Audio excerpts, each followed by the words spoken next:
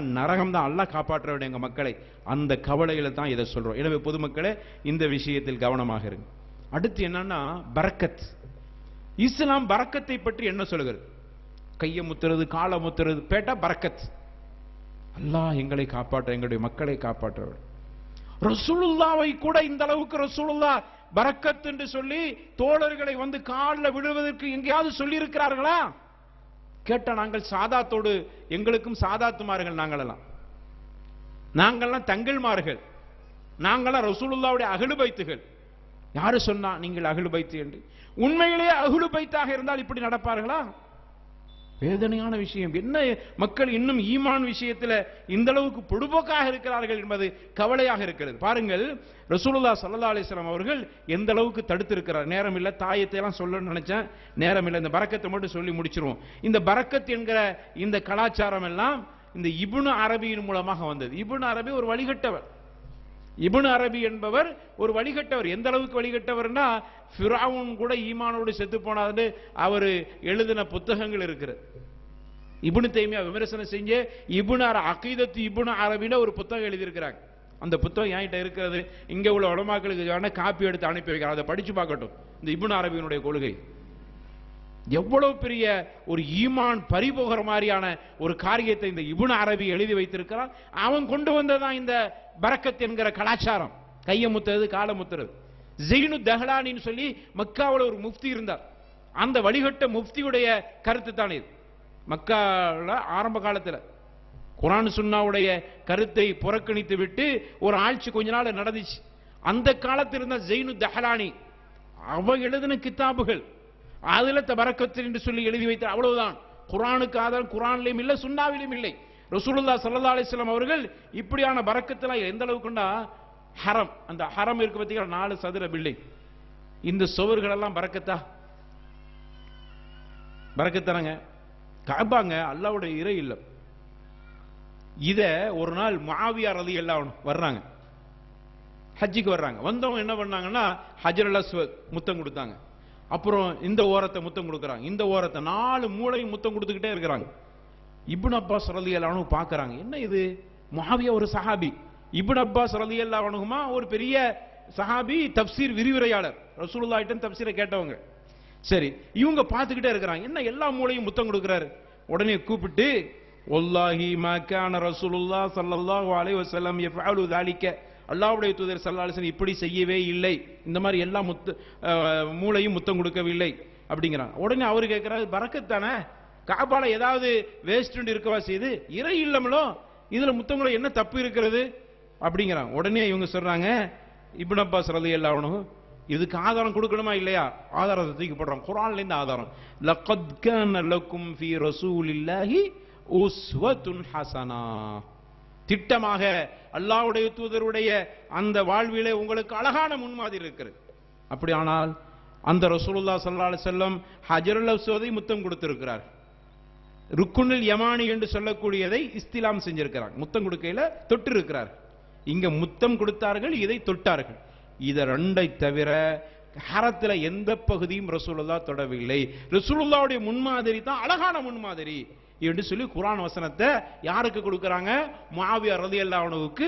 இதையெல்லாம் அப்படி முத்தம் கொடுத்ததுக்கு தடன்னு சொல்லி இதை கொடுக்கறாங்க. கொடுத்தது யாரு? இப்னு அப்பாஸ் ரலியல்லாஹு. முஆவியா ரலியல்லாஹு அன்ஹு என்ன செஞ்சாங்க? வாக்குவாதம் பண்ணாங்களா? குர்ஆனை பார்த்த உடனே அப்படியே ஏற்றுக்கொண்டார். நான் இனிமே தொட்டு முத்தம் கொடுக்க மாட்டேன், எனக்கு தெரியாம செஞ்சுட்டேன். உண்மையிலேயே நான் சொல்கிறேன், பரக்கத், தொட்டு முத்தம் கொடுப்பது பரக்கத் என்று சொன்னால் நம்ம கட்டி வச்சுக்கிற கபரை அல்ல, ஹஜருல் அஸ்வத் மாதிரி காபாவில் இருக்கிற 4 ஓரங்களை தொட்டு முத்தம் கொடுத்தால் பரக்கத் என்று சொன்னால் ஏற்றுக்கொள்ளலாம் ஒரு வகையில். அப்படித்தானே? அதையே தடுக்கப்பட்டிருக்கிறது, அதை கூடாது. ஹஜருல் அஸ்வத் இஸ்திலாம் செய்வதற்கு ருக்குனுல் யமானி. இந்த கபறுகளை தொட்டு முத்தம் கொடுப்பதோ அல்லது மிகப்பெரிய தவறுகளை செய்து கொண்டிருக்கக்கூடிய மனித ரூபத்தில் தவறுகளை செய்து கொண்டிருக்கிற ஷிர்க்குக்கு வழிகாட்டக்கூடியவர்களை கைகளையும் கால்களையும் முத்தம் கொடுக்கிறது தபர்ருக்காது, பரக்கத்து இல்லை. அது உண்மையிலேயே மிகப்பெரிய ஆபத்து, ஈமான் பறி போய்விடும். நமக்கெல்லாம் தெரிஞ்ச விஷயம்தான்.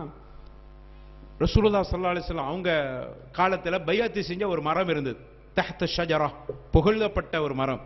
அங்க போய் மக்கள் எல்லாம் ரசூலுல்லாஹ் வந்து இது அல்லாஹ் குர்ஆன்ல சொல்லும் பொழுது அதை சிறப்பா சொல்றாரு. ரலியல்லாஹு அனில் முஃமினீன இது யுபாயிஊனக தஹ்த ஷஜரா என்று அல்லாஹ் சொல்றான். மரத்தடியின் கீழ் அவர்கள் பைஅத் செய்தார்கள், அங்கு சக்கீனத்து அமைதி இறங்கியது என்றெல்லாம் அல்லாஹ் சொல்றான். உடனே பிற்காலத்தில் உள்ளவர்கள் என்ன பண்ணாங்கன்னா, ஒரு புனிதமான இடம்ல மக்கள்லாம் உட்கார்ந்து ரசூலுல்லாஹ் காலத்துல பைஅத் செஞ்ச இடம்லன்னு சொல்லி அந்த மரத்தை சுத்துறதும் அதுக்கு பரக்கத்து கொடுக்கறதும் இப்படி செஞ்ச உடனே உமர் கத்தாப் ரலியல்லாஹு அன்ஹு அல்லாஹ் குர்ஆன்லயே தஹ்த ஷஜரா என்று புகழப்பட்ட அந்த மரம், குர்ஆன்ல சொல்லப்படுகிற அந்த மரத்தை வெட்டி வீழ்த்திட்டாங்க. முடிஞ்சிச்சு. ஏன் தெரியுமா? பரக்கத் என்கிற பேச்செல்லாம் இங்க இருக்கக்கூடாது. பரக்கத் என்றால் குர்ஆன் பரக்கத், அது சந்தேகம் இல்லை. அல்லாஹ்வே சொல்ற முபாரக் என்கிறான். குர்ஆனை முபாரக், பரக்கத் பெற்றது, சந்தேகம் இல்லை. இது பரக்கத்தா? பரக்கத் என்பது குர்ஆன் பரக்கத். நீங்க பரக்கத்தா? உங்க கைகளை முத்தமிடுவது பரக்கத்தா? இல்லை. அன்புல முத்தம் கொடுக்கிறது வேற. முத்தம் பல வகை என்று சொல்லலாம். அன்புல முத்தம் கொடுக்கிறது வேற விஷயம். உங்களுக்கு பரக்கத், நன்மை கிடைக்க வேண்டும் முத்தம் கொடுப்பது பித்அத். பரக்கத் அல்ல, பித்அத். அது மட்டுமல்ல, ரசூலுல்லாஹ் ஸல்லல்லாஹு அலைஹி வஸல்லம் அவங்க காலத்துல ஒரு இடத்துல தொழுகை நடந்துச்சான். உமர் கத்தாப் ரலியல்லாஹு அன்ஹு என்ன பண்ணாங்கன்னா, அல் மஅரூர் இப்னு சுவைத் ரஹிமஹுல்லாஹ் சொல்றாங்க, நான் உமர் கத்தாப் ரலியல்லாஹு அன்ஹு அவங்களுக்கு பின்னாடி நின்று தொழுதுகிட்டு இருந்தேன். ஒரு நாள் சுபஹ் தொழுகை, மக்காவுக்கு போற வழியில நின்று தொழுதுகிட்டு இருந்தோம். தொழுது முடிஞ்ச உடனே தோழர்கள்லாம் வேக வேகமா ஒரு பக்கம் ஓடி போனாங்க. என்ன ஓடி போடுறாங்கன்னு உமர் கத்தாப் கேட்டாங்க ரலியல்லாஹு அன்ஹு. என்ன அங்க எல்லாரும் ஓடி போறாங்க? அதான் யார சொல்லலாம், ரசூலுல்லாஹ் காலத்துல அந்த இடத்துல ரசூலுல்லாஹ் வரும்போது இந்த வழியா வரும்போது அங்கதான் தொழுதாங்க, அதனால இங்க தொழுதுட்டு அங்க போய் தொழுறாங்க பரக்கத்துன்னு சொல்லி. அது பரக்கத்துனாங்க? ரசூலுல்லாஹ் தொழுத இடம்லாம் பரக்கத்தா இல்லையா? கொஞ்சமா அறிவுக்கு சரி இருக்கலாம், அப்படியாவது யோசிக்கலாம். உமர் கத்தாப் உடனே கூப்பிட்டு சொல்றாங்க, என்ன வேலை செய்றீங்க? இதெல்லாம் கூடாது. ஒரு காலத்தில் ரசூலுல்லாஹ் தொழுதாங்கன்னா அந்த இடத்தில் இப்பொழுதும் பள்ளியாக தொழப்பட்டிருந்தால் தொழுவுங்கள், பிரச்சனை இல்லை. அது தொலைவில்லை, விட்டுருங்க, அது பள்ளியே இல்லை. பரக்கத்துன்னு போய் அங்கெல்லாம் தொழக்கூடாது. யாரு? ரசூலுல்லாஹ் ஸல்லல்லாஹு அலைஹி வஸல்லம் அவர்களை உயிரை விட மேலாக நேசிப்பதா வாக்கு கொடுத்து சஹீஹ் புகாரியில் பதிவு செய்யப்படுகிறது.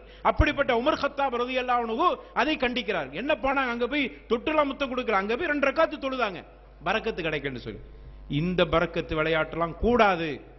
அப்ப நான் என்ன கேட்கிறேன், இந்த உலமாக்கள், இந்த அறிஞர்கள் என்ன இதெல்லாம் பார்க்கிறது இல்லையா? இந்த செய்திகள் அவர்களுடைய கண்களை மாய்த்து விட்டதா? மக்களை ஏமாற்றிக் கொண்டிருக்கிற ஒரு காரியம் நடந்து கொண்டிருக்கிறது. அன்பான சகோதரர்களே, கவனமாக இருங்கள். அது மட்டுமல்ல, அலி இப்னு ஹுசைன் ரலியல்லாஹு அன்ஹு அவங்களுடைய மகன் அலி, அதாவது அலி ரலியல்லாஹு அன்ஹுடைய பேரன் அலி ரலியல்லாஹு அன்ஹு இருக்கிறாங்களே, அவங்க என்ன பண்ணாங்கன்னா, அவங்க மக்காவுல அப்படியே மதீனாவுல அப்படியே வந்துகிட்டே இருக்காங்க. அலி ரலியல்லாஹு அன்ஹுடைய பேரன் ஹசனுடைய ஹுசைனுடைய மகன் அப்படியே சுத்திக்கிட்டே வர்றாங்க. வரும் பொழுது ஒரு மனிதர் என்ன பண்ணாருன்னா, ரசூலுல்லாஹ்வுடைய கபர் இருக்கு பார்த்தீங்களா, அது பக்கத்துல ஒரு சின்ன ஃபுர்ஜா இருந்துச்சா, ஒரு சின்ன ஒரு துவாரம். அது வழிய கபருக்குள்ள போயிட்டு துவா கேட்டுக்கிட்டு வர்றாரு. இவங்க பார்த்துட்டாங்க, வந்து கேட்கறாங்க, என்ன வேலை செய்றீங்க? இது யார் உங்களா? இல்ல, நான் துவா கேட்க போனேன், இதுல என்ன தப்பு இருக்குது? உண்மையில் தப்பு இல்லதான். இது வெளியே நின்று கேளு, ஏன் கபருக்குள் போனாய்? இது வழிகாட்டியது யார்? எந்த அளவுக்கு ஆய்வு செஞ்சிருக்காங்க பாருங்க. தாபி எந்த அளவுக்கு ஆய்வு இப்படி இதான் மார்க்கம். அங்க போய் பரக்கத் என்று சொல்லி கபருக்குள் போ சொன்னது உனக்கு யார்? யாருடைய கபர்? சொல்றாங்க அன் ஜத்தி அன் ரசூலில்லாஹ் ஸல்லல்லாஹு அலைஹி வஸல்லம். ஒரு ஆதாரத்தை வைக்கிறாங்க. அரபியில படிக்கிறதுக்கு நேரம் இல்லை, அதனால வேகமா சொல்லிட்டு இருக்கிறேன். ஒரு ஆதாரத்தை வைக்கிறாங்க. என்னுடைய பாட்டனார் ரசூலுல்லாஹ் ஸல்லல்லாஹு அலைஹி வஸல்லம் சொன்னாங்க, லா தத்தகிது கப்ரி ஈதா, என்னுடைய கபரை நீங்கள் விழா கோலங்களாக ஆக்கி விடாதீர்கள், இந்த கபரில் இந்த மாதிரி வேலையெல்லாம் செய்யாதீங்க என்னுடைய பாட்டனார் கண்டிச்சுட்டு போயிருக்கிறாங்க. நீ என்ன கபருக்குள்ள போய் என்ன செய்யறா? வெளியே வா என்று அலி ரலியல்லாஹு அன்ஹுடைய பேரப்பிள்ளை வெளியில் விரட்டி விட்டார்கள். பார்க்கிறீங்களா இல்லையா அந்த செய்திகள்? இந்த செய்திகளை தெரிந்திருந்தும் கூட யாருண்டே தெரியாதவருக்கு கபரை கட்டி உள்ள போய் என்னமெல்லாமோ நடந்துகிட்டு இருக்கிற ரசூலுல்லாஹ்வுடைய கபருக்கு கூட தடை விதித்திருக்கிறார்கள் அலி ரலியல்லாஹு அன்ஹு அவருடைய பேரப்பிள்ளை. உண்மையிலே அஹ்லு பைத், அதான் அஹ்லு பைத். அலி ரலியல்லாஹு அன்ஹுடைய பேரப்பிள்ளை தான் ரசூலுல்லாஹ்வுடைய குடும்பம், அப்படிதானே? அவங்க தான் அஹ்லு பைத். இந்த சாதாத்துமார்கள் இத்தனை தங்கள்மார்கள் அஹ்லு பைத் இல்ல. உண்மையிலே அஹ்லு பைத் இருந்தா இப்படி சொல்ல மாட்டார்கள். அஹ்லு பைத்துகள் ரசூலுல்லாஹ்வுடைய குடும்பத்தை சார்ந்த அலி ரலியல்லாஹு அன்ஹுடைய பேரப்பிள்ளை கபருக்குள்ள போய் துஆ கேட்டதை கூட தடுத்தார்கள். கூடாது. அது யாருடைய கபர்? ரசூலுல்லாஹ், எங்க உயிரோட மேலாக மதிக்கப்பெற ரசூலுல்லாஹ் ஸல்லல்லாஹு அலைஹி வஸல்லம் அவருடைய கபரையே அந்த அளவுக்கு போவதை அவர்கள் தடுத்தார்கள். ஆக அன்பான சகோதரர்களே, இப்படிப்பட்ட இந்த கலாச்சாரம் எல்லாம் இஸ்லாம் நமக்கு காட்டித்தராத கலாச்சாரம். ஆக மௌலிது என்பது மார்க்கத்துக்கு முரணானது, ஷிர்கான வரிகள். அப்துல் காதர் ஜெயிலானியுடைய மௌலிது என்பது அவர்களும் சொல்லவில்லை, மார்க்கம் அனுமதிக்காத நிறைய அங்கு ஷிர்கான வாக்கியங்கள் இருக்கின்றன, அதுவும் கூடாது. புர்தா என்பது குர்ஆனோடு நேரடியாக மோதக்கூடிய எத்தனையோ வரிகள் இருக்கிறது. எனவே அது நம்முடைய ஈமானை பறிக்கிற மாதிரியான ஒரு காரியம். புர்தா என்பது கூடாது. எனவே அன்பான சகோதரர்களே, இவைகளையெல்லாம் நாம் செய்து நம்முடைய ஈமானை இழந்துவிடக்கூடாது. இதைத்தான் நம்ம கடைசியா சொல்லுவோம். நம்முடைய ஈமான் சாதாரணமான ஈமான் இல்லை. நமக்கு அதனுடைய கஷ்டம் தெரியல. ஏன்னா நம்முடைய ஜத்து பாட்டனார் அவங்க முன்னாடி உள்ளவங்க முஸ்லீமா இருந்தாங்க, நம்மளும் அப்படியே வந்துட்டோம். இந்த இஸ்லாத்தை பெறுவதற்கு அந்த தோழர்கள் பட்ட கஷ்டங்களை கொஞ்சம் யோசித்து பாருங்கள். எவ்வளவு தூரத்துக்கு அந்த ஈமானை பாதுகாக்க வேண்டும் என்பதற்காக வேண்டி எவ்வளவு தியாகங்கள் செய்திருக்கிறார்கள். எனவே தான் நம்மிடத்தில் கொஞ்சம் கூட ஷிர்க் வந்து விடக்கூடாது என்பதற்காக வேண்டி அந்த தோழர்கள் எந்த அளவுக்கு அணைகளை போட்டு விட்டு போயிருக்கிறார். எனவே ரசூலுல்லாஹ் சொன்ன மாதிரி நானும் என்னுடைய தோழர்களும் எந்த வழியில் இருக்கிறார்களோ அதை நீங்களும் அந்த வழியில் இருங்கள். நம்முடைய ரசூலுல்லாஹ் ஸல்லல்லாஹு அலைஹி வஸல்லம் அவங்களுடைய காலத்தில் மௌலிது என்பது கிடையாது. அதே மாதிரி அது மட்டுமல்ல, இந்த ஃபாத்திஹா இருக்கு பார்த்தீங்களா, இமாம் ஷாஃபி ரஹ்மத்துல்லாஹி அலைஹி, ஷாஃபி மதஹ்புடைய இமாம் என்று சொல்வாங்க, ஷாஃபி இமாம். நீங்க கேளுங்க, இந்த ஹஸ்ரத்மார்கள்ட்ட கேளுங்க. அது பொதுமக்கள் உங்கள்கிட்ட தான் சொல்றேன். நாங்க போய் கேட்டா எங்களை வஹாபின்னு விரட்டிடுவாங்க, பதில் சொல்ல மாட்டாங்க. கேட்டு பதில் சொல்லாம தான் நாங்கெல்லாம் வெளியே வந்தோம். எனவே நீங்க போய் அந்த ஹஸ்ரத்மார்கிட்ட கேளுங்க. ஷாஃபி இமாம் பெரிய இமாம், அந்த இமாம் எங்கேயாவது ஃபாத்திஹா ஓதலாம் கூடும் என்று எங்க சொல்லி இருக்கிறாங்க? காட்டுங்க முதல். அவங்க பெரிய இமாம் தானே. இன்னும் சொல்ல வேண்டுமான அவங்க என்ன சொல்லி இருக்காங்க தெரியுமா?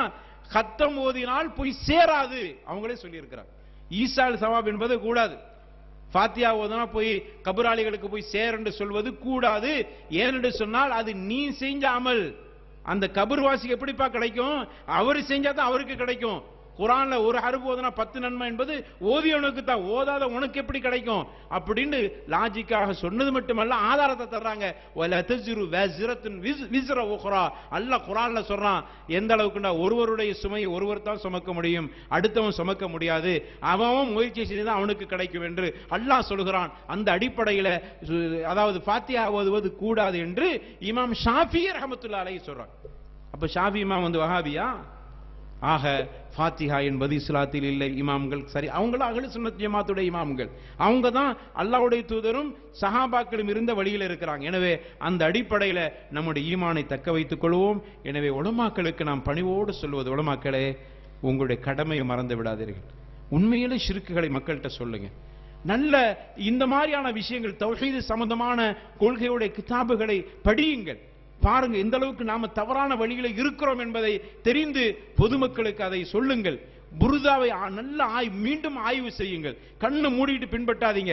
உங்களுடைய உஸ்தாது சொன்னாங்கன்னு பின்பற்றாதீங்க. கொஞ்சம் சிந்திச்சு பாருங்க, குர்ஆனோடு எந்த அளவுக்கு மோதுதுன்னு பாருங்க. எனவே இப்படியான விஷயங்கள் இருந்து அல்லாஹ் எங்களை பாதுகாக்க வேண்டும், எங்களுடைய மக்களை பாதுகாக்க வேண்டும், எங்களுடைய ஈமானை பாதுகாக்க வேண்டும், எங்களுடைய உலமாக்களுடைய ஈமானை அல்லாஹ் நீ பாதுகாப்பாயாக. இந்த மக்கள் ஷிர்க்கில் முண்டெடித்துக் கொண்டு ஈமானை இழந்து விடுவார்கள் என்கிற மாதிரியான சூழ்நிலைக்கு சமூகம் ஆகிட்டு இருக்கிறது.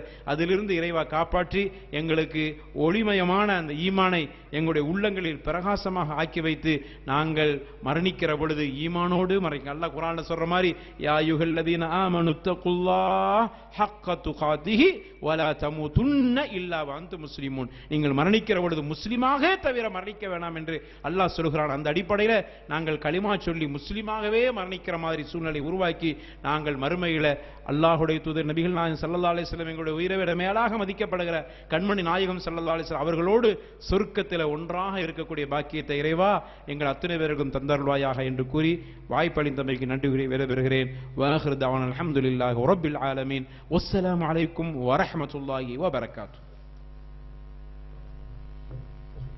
இந்நிகழ்ச்சி இத்துடன் நிறைவுக்கு வருகிறது. இந்த கூட்டத்தை நடத்த வைத்த அந்த அல்லாஹுக்கே எல்லையற்ற பெருமையும் புகழும் என்று கூறியவனாகவும், இன்னும் இந்த கூட்டத்திற்கு அனுமதி கொடுத்த காவல்துறைக்கும், ஒளி அமைத்து கொடுத்தவருக்கும், மின்சாரம் கொடுத்தவருக்கும், இன்னும் இந்த கூட்டத்திற்காக பொருளாதாரத்தை கொடுத்தவருக்கும், இங்கு வந்த கேட்ட அனைவர்களுக்கும் எங்களது ஜம்மியத் அஹ்லுல் குர்ஆன் வல் ஹதீஸின் சார்பாக நன்றியை தெரிவித்துக் கொள்கிறோம். அஸ்ஸலாமு அலைக்கும் வரஹ்மத்துல்லாஹி வபரகாத்துஹு. சுப்ஹானல்லாஹி வபிஹம்திஹி சுப்ஹானக்கல்லாஹும்ம வபிஹம்திக அஷ்ஹது அன் லா இலாஹா இல்லா அன்த அஸ்தக்ஃபிருக வ அத்தூபு இலைக்.